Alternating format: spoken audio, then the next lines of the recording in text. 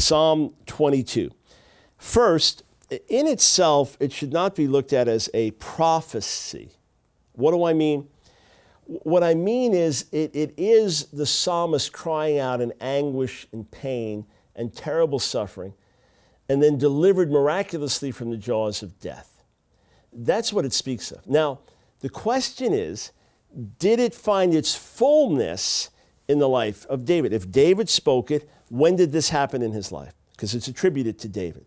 So the superscription is telling us to read this with reference to David. Did David experience anything like this? Was David delivered from the jaws of death in a way that brought the praise of God from the ends of the earth? Because that's what the psalm says at the end. When Yeshua says that he fulfills what is written in Moses and the prophets and the Psalms, he opens his disciples' eyes in Luke 24 to understand how he fulfills what's written in Moses, prophets, and Psalms. Psalms probably being a code word for the rest of the Hebrew Scriptures.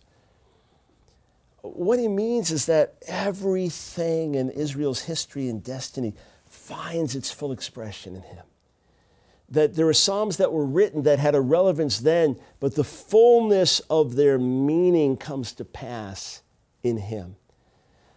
And there are Jewish traditions that recognize Psalm 22 as a prophetic picture of the history of Israel.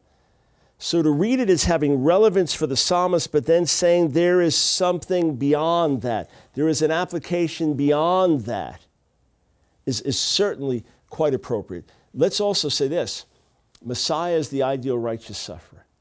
Messiah is the one who is perfect, who dies for us, and the ideal representative of Israel who is raised up from the dead to continue Israel's destiny and calling as God's arm of salvation for the world.